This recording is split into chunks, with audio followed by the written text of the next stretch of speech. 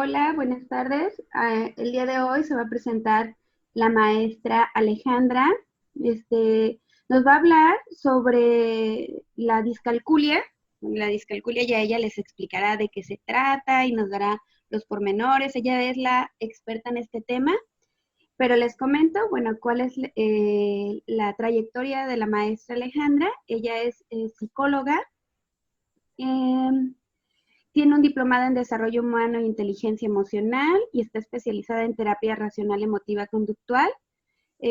Cursó la maestría en psicología con una residencia en neuropsicología por la UNAM. Recibió el premio Ceneval al desempeño académico, a la excelencia académica, y pues se tituló por unanimidad con distinción, con mención honorífica. Y bueno, pues ha tenido como diferentes áreas de investigación. También obtuvo el tercer lugar en el encuentro de jóvenes investigadores por la Universidad de Colima y pues ha trabajado brindando asesorías y acompañamiento a estudiantes con dificultades en el aprovechamiento escolar, tanto en primaria, bueno, primaria, secundaria y bachillerato. Y bueno, estamos muy contentos y muy agradecidos que se haya tomado un tiempo para poder participar con nosotros en la Expo Neuro. Y pues sin más preámbulos, la dejamos a ella para que nos platique un poquito más del tema. Muchas gracias. Te voy a compartir mi pantalla para Perfecto. la presentación. Ok. Ahí ya se empieza a ver. Sí, se ve perfecto. Perfecto. Entonces, bueno, antes de comenzar a explicar propiamente cosas relativas a la discalculia, me gustaría platicarles un poco acerca de por qué decidí titularlo de esta manera. Y es que cuando hablamos de trastornos del aprendizaje, la estrella del tema siempre es la dislexia, ¿no?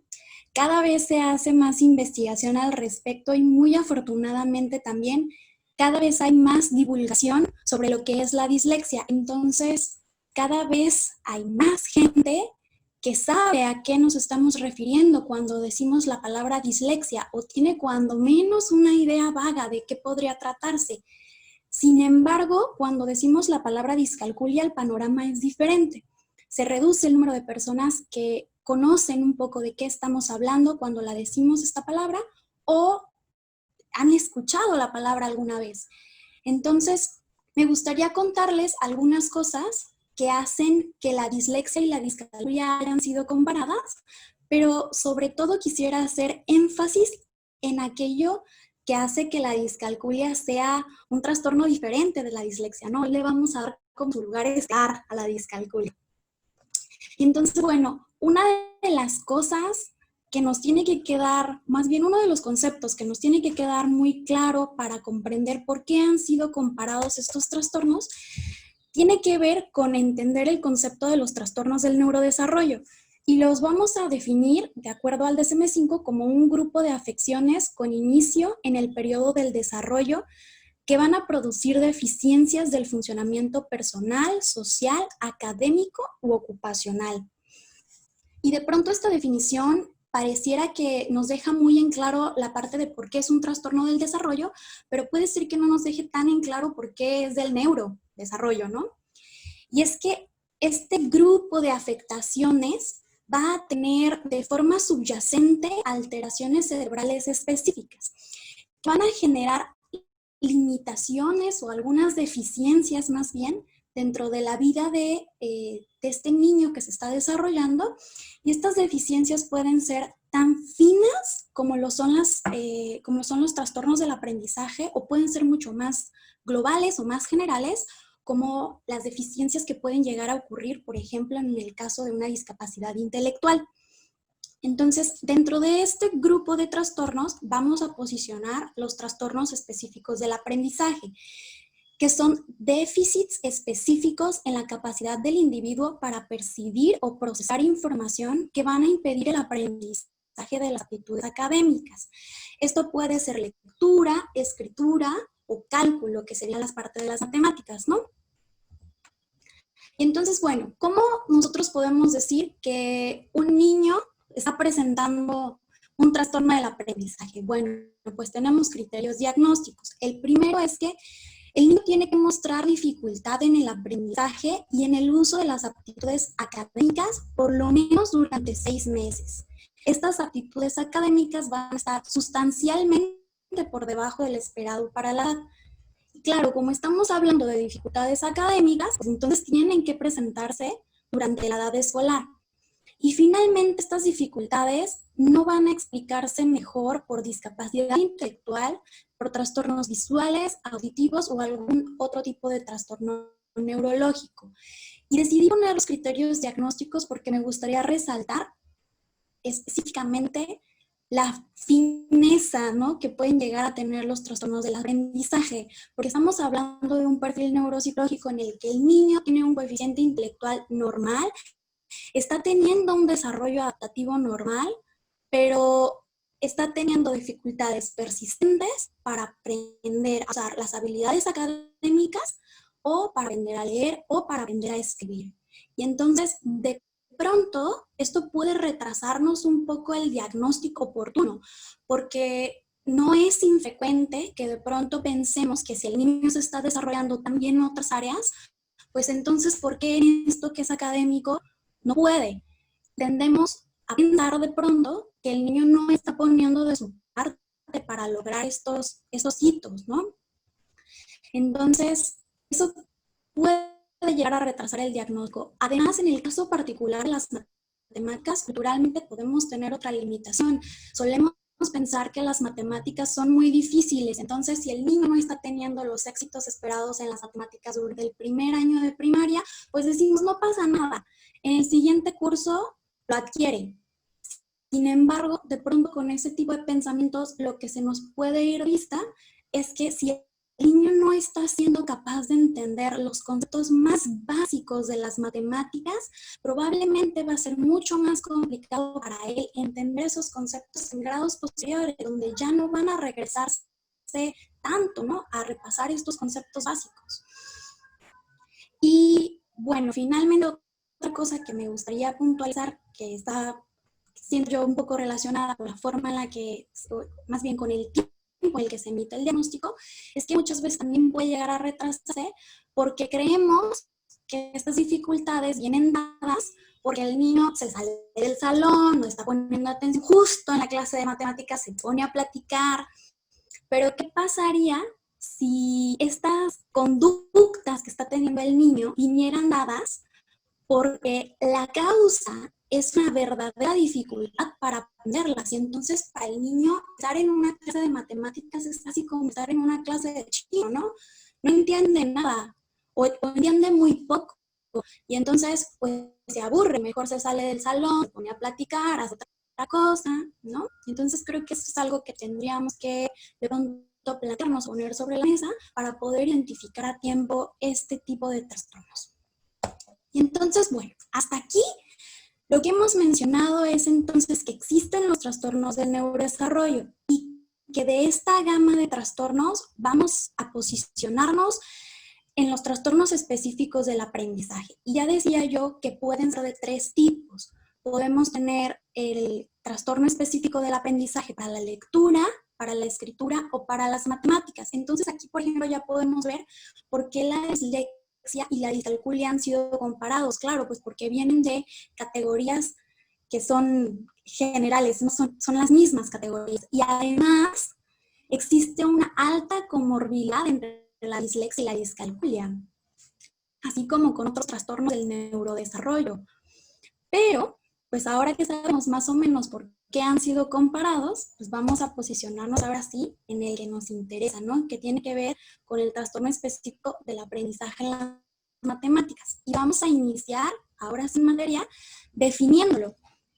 Y vamos a entender la discalculia como dificultades en una o varias habilidades matemáticas, tales como la adquisición del sentido numérico, la memorización de operaciones aritméticas, el cálculo correcto o fluido y el razonamiento matemático correcto.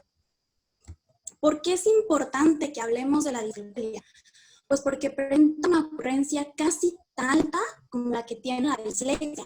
Ocurre del 5 al 8% en la población de edad escolar. Estamos hablando que, por ejemplo, en un salón de 30 niños, aproximadamente entre 1 a 2 niños van a presentar sintomatología que va a concordar con la sintomatología propia de la discalculia.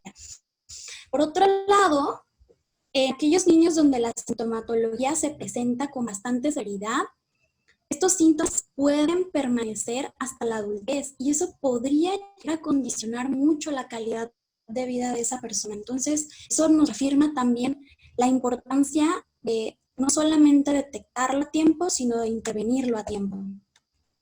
¿Por qué ocurre? La verdad es que esta es una pregunta complicada, ¿no? Compleja. Y creo que tenemos que tener en cuenta 3 factores principalmente.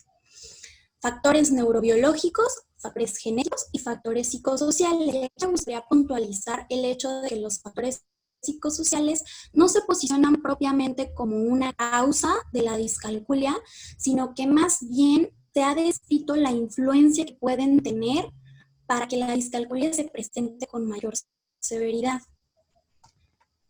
Vamos a iniciar hablando sobre los factores neurobiológicos. Cuando hablamos de discalculia, el área que más vamos a escuchar que se repite en el tema es el lóbulo parietal, específicamente el surco intraparietal, que sería esta lineecita más como negrita, ¿no?, que vemos en la ampliación. Lo que se ha encontrado en los estudios es que los niños que tienen discalculia presentan alteraciones morfológicas en este surco. Se ha encontrado que es menos profundo que el resto de los niños normotípicos. Y se cree que esto podría deberse a que tienen menor cantidad de sustancia gris, pero también de sustancia blanca en esta zona. Sin embargo, pues en las matemáticas no todo es lóbulo parietal. Las tareas matemáticas pueden llegar a ser muy complejas, entonces eso implica que vamos a necesitar reclutar muchas más áreas para poder llevar a cabo estas tareas. Entonces, por ejemplo, en este modelo de redes que nos presenta Cusian, podemos ver que es una red súper compleja, ¿no?, que va desde lo más posterior hasta lo más frontal.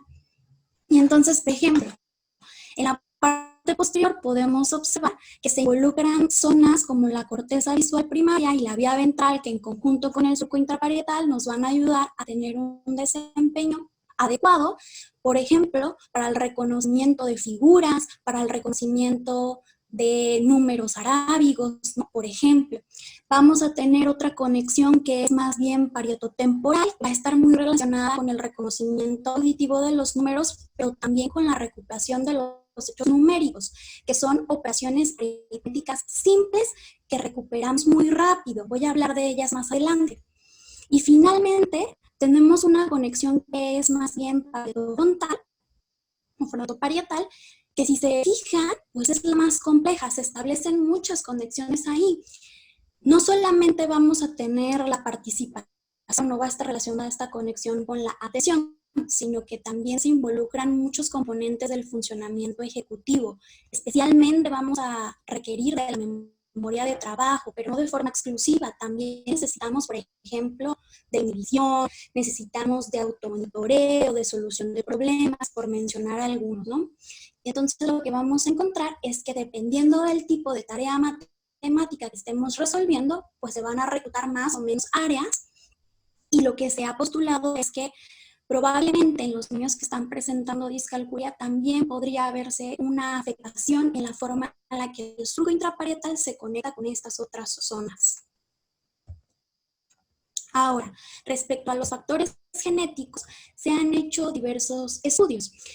Entre ellos, los más, digamos que los que han sido más comunes son los estudios con gemelos. Y se ha encontrado que cuando uno de los hermanos tiene discalculia, el riesgo para el otro hermano aumenta entre 5 a 10 veces para también estarlo presentando.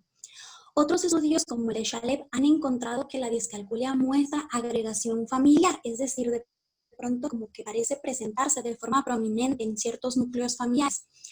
Ellos lo que estaban haciendo es que estaban estudiando a un grupo de niños que tenían discalculia y se pusieron a rastrear la sintomatología que estaban presentando los padres o que habían presentado en algún momento de la vida, ¿no? sintomatología propia de la discalculia y encontraron que de un 40 a un 60% de los padres de estos niños con los que estaban trabajando cumplían con los criterios para presentar todavía en ese momento de su vida sintomatología propia de la discalculia o que la habían presentado, ¿no? Entonces, esto podría indicarnos que sí hay cierta posibilidad de que la discalculia pueda ser heredada. Ahora, en cuanto a los genes, uno de los genes que ha sido más descrito es el gen mucin 18B o MIO 18B. Y es que se ha encontrado que los portadores de este gen tienden a tener un surco intraparietal menos profundo. Y ya hablábamos hace un momento de la importancia que tiene este surco en el procesamiento numérico. Entonces, es por eso que se ha asociado mucho con la discalculia.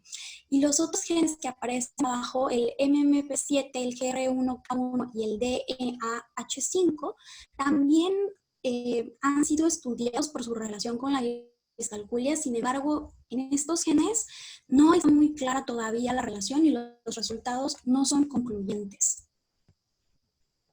Ahora, respecto a los factores psicosociales, ya les mencionaba yo hace un momento que no se posicionan tal cual como una causa propiamente de la discalculia, pero sí que pueden jugarnos como factores de riesgo, ¿no? Por ejemplo, los niños que estén presentando ansiedad matemática. La ansiedad matemática tiene que ver con la ansiedad que, como su nombre lo indica, se presenta cuando los niños tienen que enfrentarse a tareas matemáticas.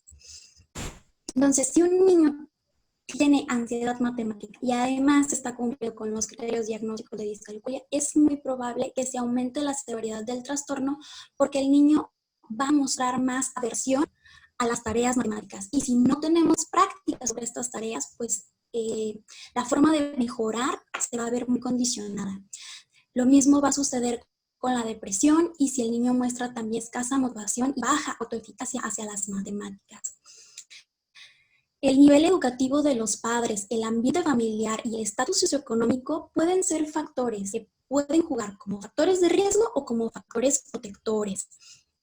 Ahora, en cuanto a los últimos dos factores, como salones con sobrecupo y materiales empleados para la enseñanza en la escuela, pueden ser factores que pueden agravar el trastorno de la discalculia, pero ojo aquí, porque estamos hablando de niños, no de niños normotípicos, sino de niños que ya están teniendo una predisposición para presentar este trastorno del aprendizaje. Entonces, si ese poco mucho que el niño puede llegar aquí en la escuela se ve mermado porque hay mucho ruido en su salón, pues sí va a ser un factor que aumente la severidad del trastorno, ¿no?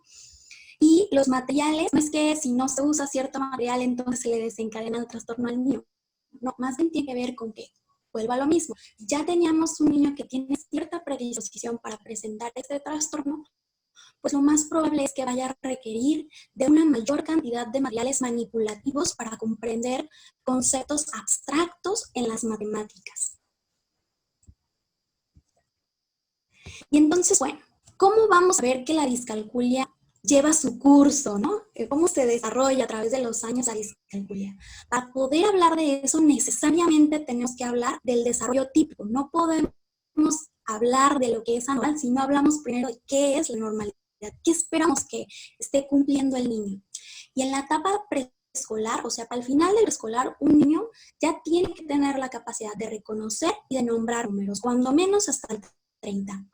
Ya son capaces de identificar la magnitud. Es decir, si yo le presento dos figuras y digo al niño cuál es más grande, cuál es más pequeño, con facilidad lo puede hacer. Me puede decir cuál es más grande y cuál es más pequeño. Ya son capaces también de identificar formas simples, cuadrados, círculos, triángulos. Y también empiezan a establecer la correspondencia uno a uno. Y eso tiene que ver con la etiqueta que nosotros designamos a ciertos elementos. O sea, por ejemplo, yo aquí tengo un conjunto de dedos, ¿sí? Y entonces a cada dedo yo le voy a dar una etiqueta. A este dedo le doy la etiqueta de 1. Como este dedo ya tiene la etiqueta de 1, ya no se la puedo dar a este dedo. Entonces la etiqueta que sigue es la de 2. Si este dedo ya tiene la etiqueta de 2, este ya no puede tenerla. Entonces, esa es la correspondencia uno a uno, ¿no? Cuando el niño entiende que existe una palabra designada específica para cada uno de los elementos en un conjunto. Entonces, siguiendo con el ejemplo, es de pronto es medio burdo, ¿no? Pero es como para tratar de dar a entender a qué vamos con estos conceptos. Entonces, en este ejemplo, Si establecemos totalmente la correspondencia 1 a 1, llegaremos a que este dedo que está al final, pues va a ser el 5. Y entonces, si yo digo 5, voy a entender que este número que dije al final es el que representa la totalidad de los elementos de este conjunto. Y eso establece la cardinalidad. El último número contado es el que representa la totalidad de los elementos de un grupo. Sé que puede sonar un poco complejo de pronto cuando uno lo explica, pero es increíble que los niños para el preescolar ya lo entienden eso, ¿no? Cuando tú les dices, ¿cuántos frijolitos tienes aquí? Te dicen, los cuentan uno por uno y te dicen, hay 8. Y entonces eso nos refleja a nosotros que el niño ya entendió la cardinalidad. Pero ¿qué pasa con los niños que, si bien no damos diagnóstico de discalculia en el preescolar, ya podemos empezar a apuntar o pueden ser como unos poquitos rojos que nos pueden hablar de que puede haber cierta predisposición para que el niño desarrolle discalculia? Vamos a observar que el niño tiene dificultad para contar, que tiene dificultad para establecer esa correspondencia 1 a 1, que tiene dificultad para clasificar objetos, ya sea por forma, por color, etc. Tiene dificultad para reconocer los números, es decir, si nosotros le ponemos números y letras mezclados, de pronto son niños que no saben distinguir cuando estamos viendo el símbolo de una letra y cuando estamos viendo el símbolo de un número.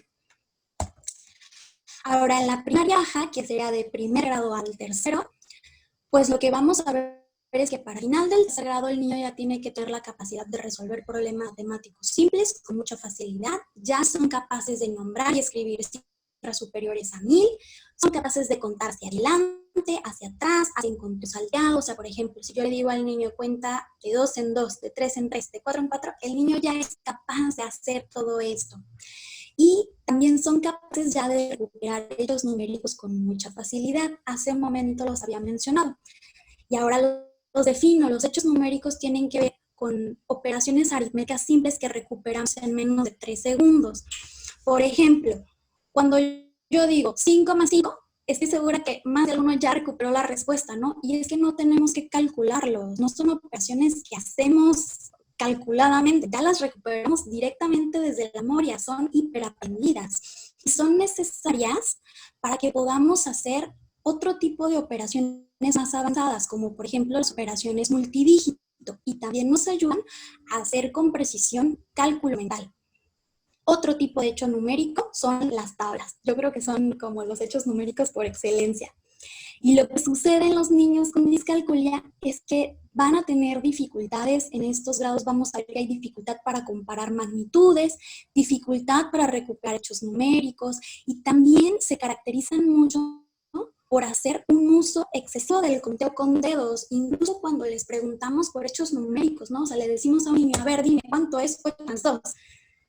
Y lo que ocurre es que estos niños cuentan con sus dedos, o sea, una operación que ya para entonces debería ser hiperaprendida, necesitan contarla con sus dedos. Y entonces eso nos está hablando de un uso muy maduro.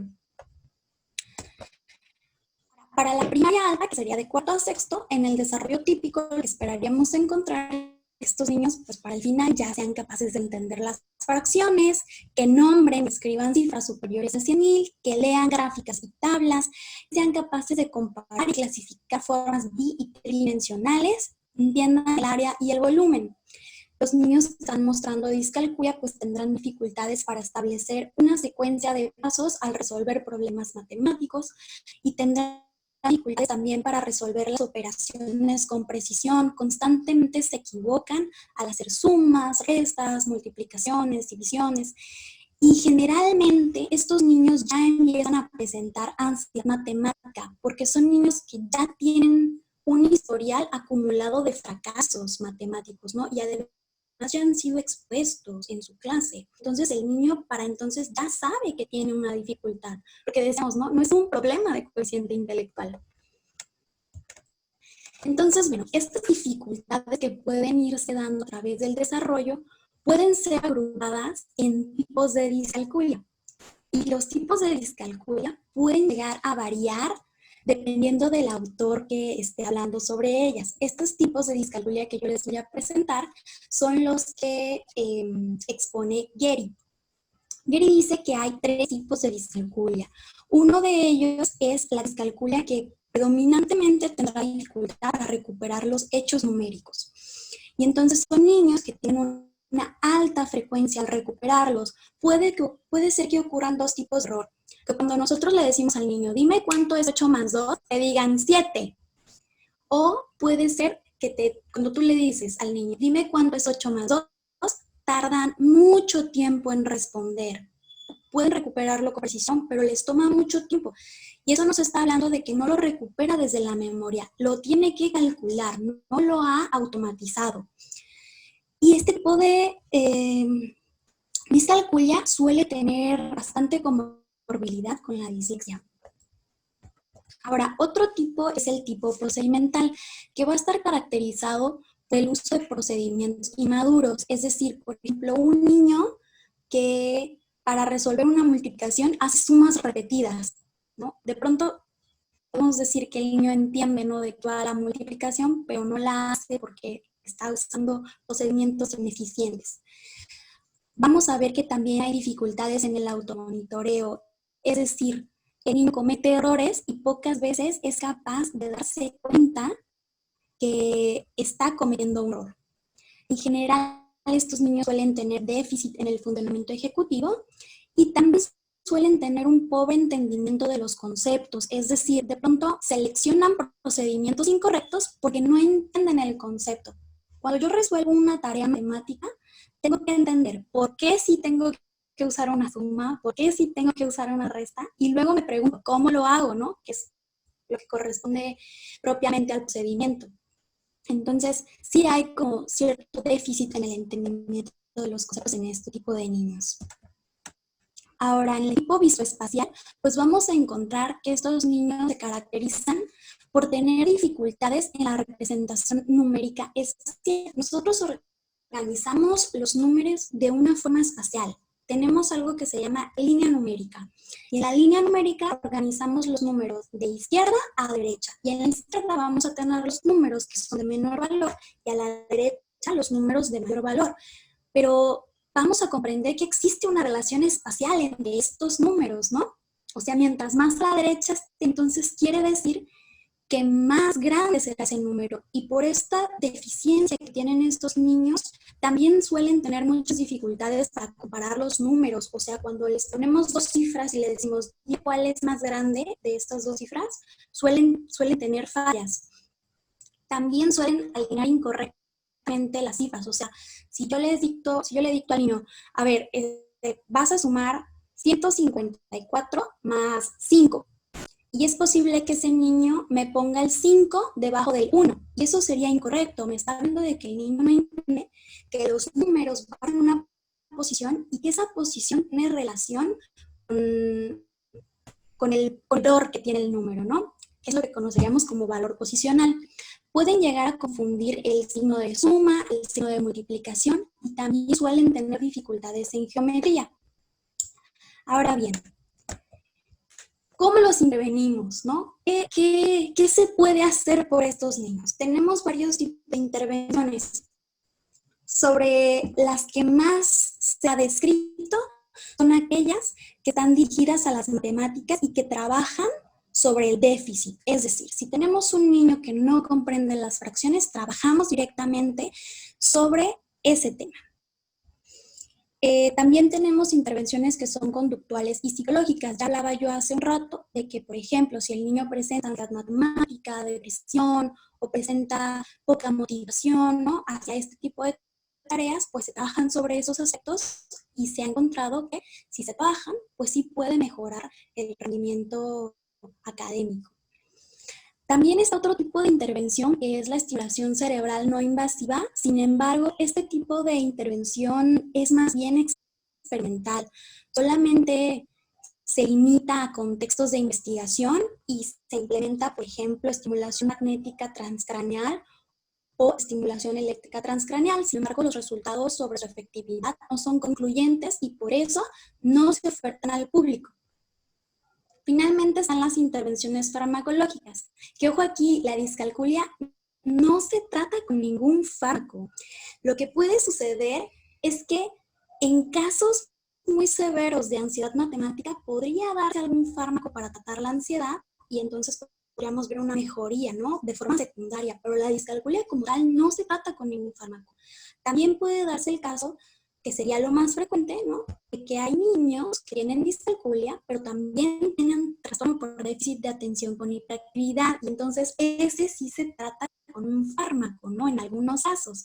Y entonces lo que ocurre es que muchas veces al proporcionarle un fármaco al niño que tiene TDAH, lo que vamos a ver es que aumenta su umbral para la atención y entonces de forma secundaria vamos a también una mejora en el aprovechamiento académico relacionado a las matemáticas.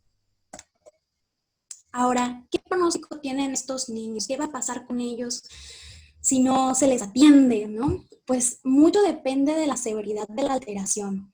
Hay algunos niños que tienen alteraciones pequeñas o ligeras que en pocas sesiones podrían llegar a mejorar bastante, ¿no? O más bien habilidades muy desarrolladas en otros aspectos que les van a ayudar a sobrellevar esta dificultad de mejor manera.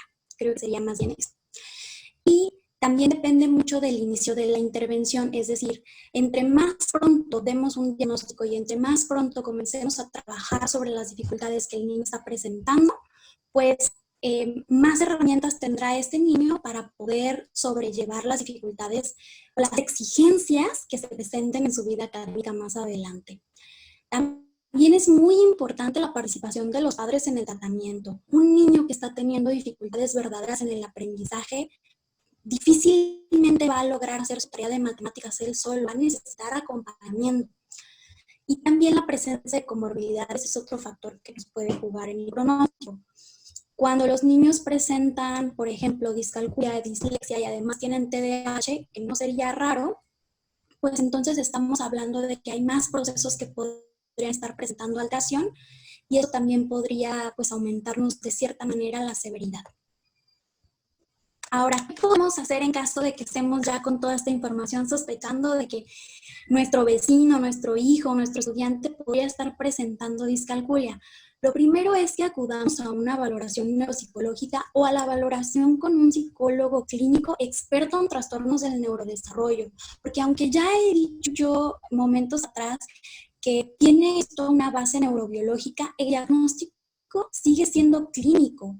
Es decir, no vamos a diagnosticar una discalculia con una resonancia magnética, con una app o con un electroencefalograma, ¿no? No hay biomarcadores para esto. Necesitamos hacer una entrevista clínica donde examinemos de forma exhaustiva cómo se ha dado el desarrollo de ese niño. Vamos a evaluar con pruebas estandarizadas cómo está su desarrollo, si de verdad está sustancialmente por debajo del esperado, entonces se va a confirmar o descartar el diagnóstico. Si se confirma, se inicia la intervención. Y bueno, ya para finalizar, me gustaría dar algunas recomendaciones para el hogar, porque sé que esta pandemia pues ha traído nuevos retos para los padres de familia y seguramente más de uno estará teniendo dificultades para poder acompañar a sus hijos en hacer las tareas, ¿no? Y si entonces ya se dieron cuenta de que probablemente están teniendo dificultades para el área de las matemáticas, pues lo podemos trabajar de la siguiente manera. Algunas de las cosas que se pueden hacer es primero hacer un modelamiento paso a paso. Es decir, antes de que yo ponga al niño a que haga cierta tarea matemática, él solo, primero le muestro cómo lo haría yo. Y lo que hay que hacer es fragmentar la tarea en pasos chiquitos y luego en voz alta ir explicando cómo lo vamos resolviendo. Y sería importante ahí incluir al niño en esta actividad, en este pensamiento en voz alta que estamos teniendo nosotros con preguntas, ¿no? Como por ejemplo, ¿cómo crees tú que podría resolverlo? Bueno, yo pienso que podría resolver esto así porque, y entonces le explicamos al niño, pero lo vamos guiando paso a paso, resolviéndolo nosotros.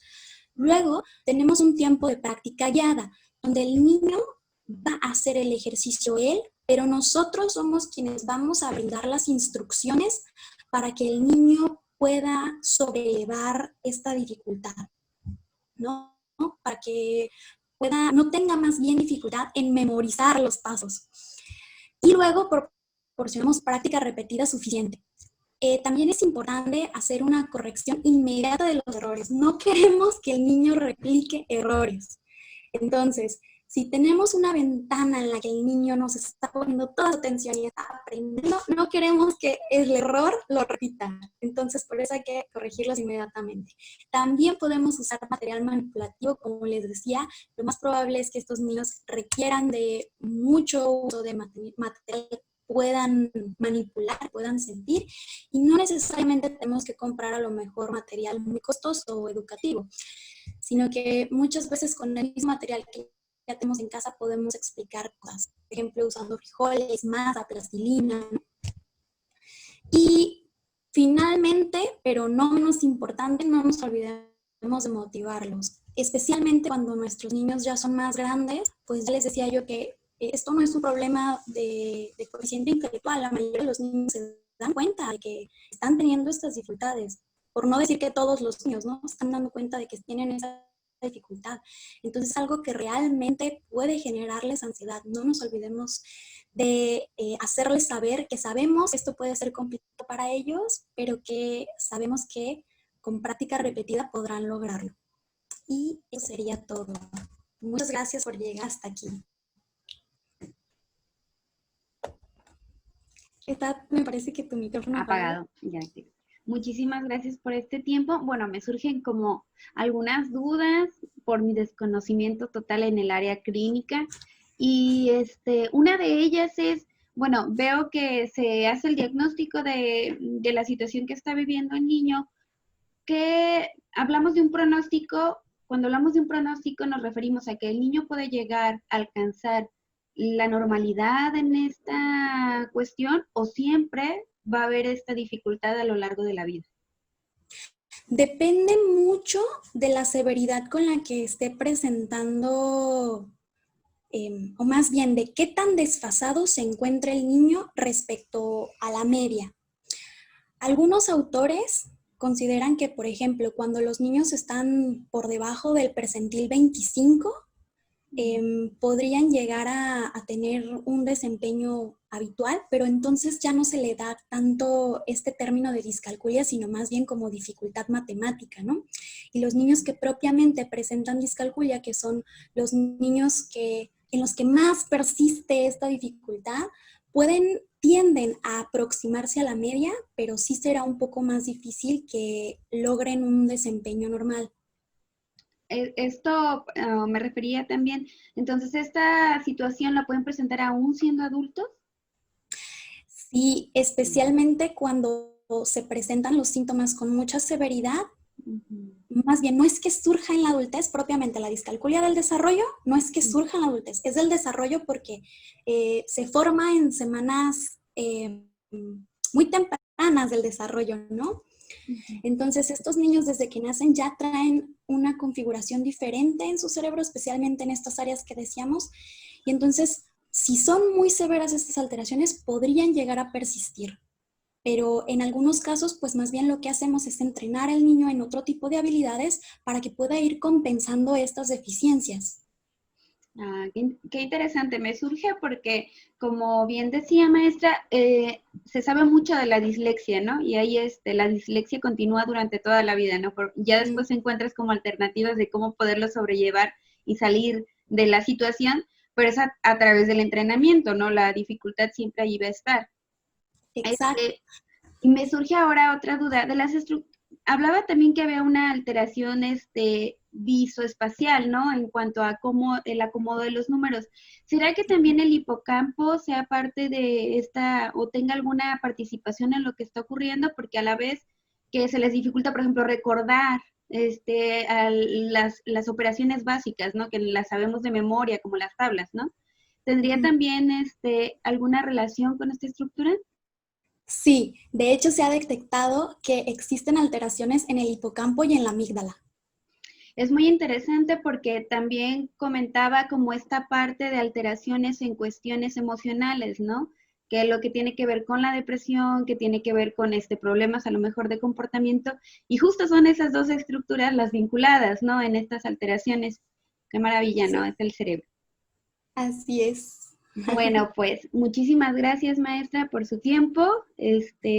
Próximamente esperemos continuar con estas charlas, y gracias por su participación en la Expo Neuro. No, muchísimas Muchísimas gracias a ustedes por la invitación. Adiós.